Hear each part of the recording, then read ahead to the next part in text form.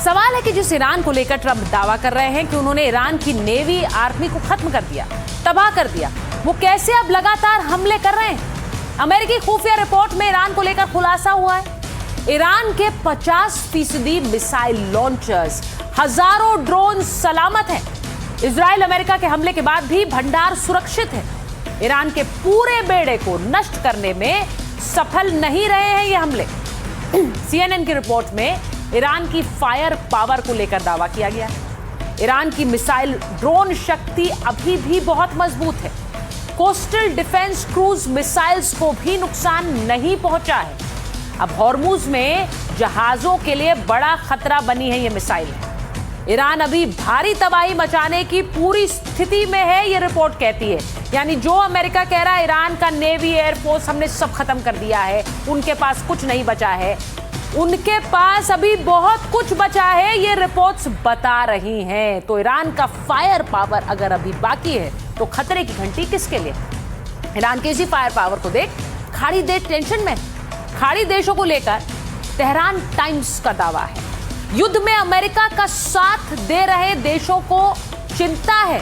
खाड़ी देशों को भविष्य की चिंता सता रही है। क्यों सता रही है? अमेरिका के भरोसे ईरान से उन्होंने दुश्मनी तो मोल ले ली, लेकिन सवाल है कि अमेरिका अगर पीछे हट गया तो क्या होगा? अब अमेरिका हमेशा से कहता रहा ईरान तो दादा है इस पूरे इलाके का, लेकिन अगर अमेरिका हट गया तो फिर क्या होगा? ये खाड़ी देश सोच रहे हैं। खाड़ी देश अब तलाश रहे हैं बातचीत के रास्ते। गुप्त रूप से ईरान के साथ संपर्क करने की कोशिश में है। तो ये कहा जा रहा है कि ईरान के संपर्क में है क्या खाड़ी देश? क्या ईरान से बात करने की कोशिश हो रही है? क्या बैकडोर चैनल्स खोल दिए गए हैं? क्योंकि अमेरिका क्या करेगा, कब पीछे हो जाएगा, ये किसी को नहीं पता है। इसलिए अपने विकल्प खोलकर आगे बढ़ना चाहते हैं खाड़ी देश। अब एक तरफ खाड़ी देश अपनी चिंता कर रहे हैं और अपने लिए वो एक तरह से वैकल्पिक रास्ता खोल कर रखना चाहते हैं, तो दूसरी तरफ अमेरिका में इसी युद्ध को लेकर क्या एक बड़ा सैन्य अभियान छिड़ गया है। ये मैं क्यों कह रही हूं कि महायुद्ध का कोर्ट मार्शल हुआ है। अमेरिकी सेना में एक हड़कंप मच गया है, और वो क्यों मच गया है वो आपको बताती हूं। अलग अलग सैन्य अधिकारियों पर एक तरह से हथौड़ा चला है। अमेरिकी सेना के chief of staff general Randy George की छुट्टी कर दी गई है। अब सोचिए, सेना के अध्यक्ष की छुट्टी हो गई है। रक्षा मंत्री पीटर हेग्सेट ने जबरन रिटायर कर उनका इस्तीफा ले लिया। जॉइंट चीफ के अध्यक्ष जनरल CQ ब्राउन को भी हटा दिया गया। आर्मी के डिप्टी चीफ जनरल जेम्स मिंग्स को भी हटा दिया गया। ये बड़े बड़े अधिकारी हैं जिनको हटा दिया गया, जिनकी छुट्टी कर दी गई है अमेरिकी सेना से। नेवी की टॉप अफसर एडमिरल लीजा फ्रेंचेटी को भी हटाया गया। इसके अलावा एयरफोर्स के जो बड़े अफसर हैं जनरल जिम सिल्फे, उनको भी बाहर का रास्ता दिखा दिया गया है। अमेरिकी सेना में सोचिए, अगर इतना हड़कंप मचा है, बड़े बड़े अधिकारियों की छुट्टी हो रही है, तो इसका मतलब क्या है ये भी सोचिए। अमेरिका और ईरान की लड़ाई फिलहाल सबसे क्रूशियल स्टेज पर दिखाई दे रही है, और ऐसी हालत में चीफ ऑफ आर्मी स्टाफ को हटाना कई सवाल पैदा कर रहा है। अमेरिका कह रहा है कि उसने ईरान को तबाह कर दिया, उसकी फायर पावर खत्म कर दी है, अब उसे स्टोन एज यानी पाषाण काल में भेज देगा। ये बातें कहकर अमेरिका ईरान के खिलाफ अपनी मुहिम को कामयाब बताता है। लेकिन सबसे बड़ा सवाल यही है कि जब सब ठीक ही था तो चीफ ऑफ स्टाफ की कुर्सी क्यों छीन ली गई? अगर जो देश जीत रहा है उसके सेना अध्यक्ष को पद से हटाया जाता है क्या? उन्हें बाहर का रास्ता दिखाया जाता है क्या? Chief of staff Randy George को पद से क्यों हटाया, इसकी वजह नहीं बताई गई। अगर वजह थी तो बताई जानी चाहिए, नहीं तो इस्तीफा क्यों लिया गया? क्या इस मामले में कुछ छिपाने की कोशिश की जा रही है? दावा यह है कि रैंडी जॉर्ज अमेरिकी डिफेंस मिनिस्टर पीट हेग्सेट की रणनीति फॉलो नहीं कर रहे थे। क्या यही वजह है कि उन्हें हटाया गया?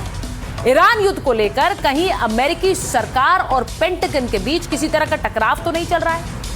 सवाल यह भी है कि अमेरिका युद्ध के लिए अपने जो टारगेट फिक्स किए थे, क्या उन्हें मिस कर रहा था? सबसे बड़ी खबर यही है, क्या अमेरिका उस जीत को नहीं अचीव कर पाया जिस जीत की कल्पना के साथ डोनाल्ड ट्रंप ने ईरान पर हमला किया था?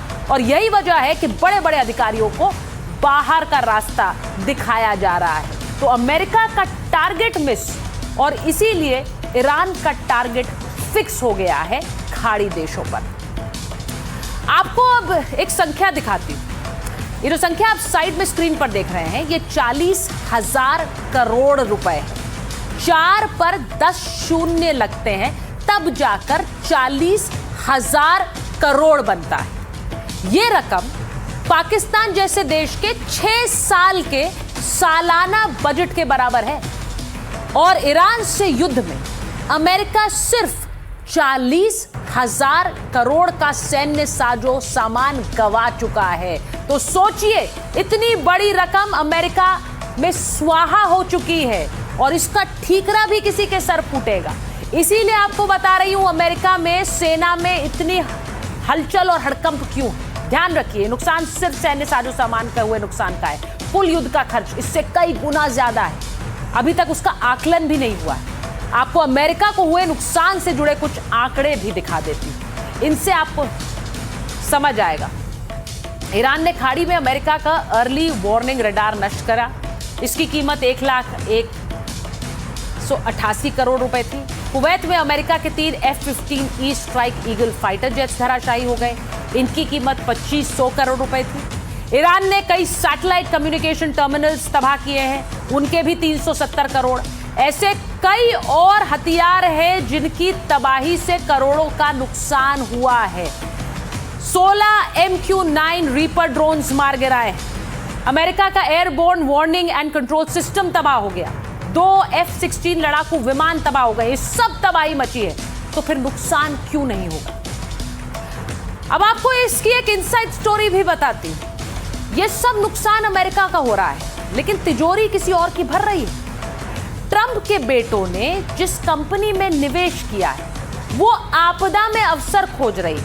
तो अमेरिकी राष्ट्रपति डोनाल्ड ट्रंप को इस जंग से निकलने का रास्ता नहीं मिल रहा है। इस पर अमेरिकी मीडिया कटाक्ष कर रही है। टाइम मैगजीन के करंट इशू का कवर पेज आप देखिए। इस पर अमेरिकी राष्ट्रपति डोनाल्ड ट्रंप की तस्वीर है। उनके हाथ में ईरान का नक्शा है और कवर पर लिखा हुआ है, वेयर इज द एग्जिट, यानी एग्जिट कहां है, कैसे इस युद्ध से निकलेंगे, बाहर निकलने का दरवाजा कहां है।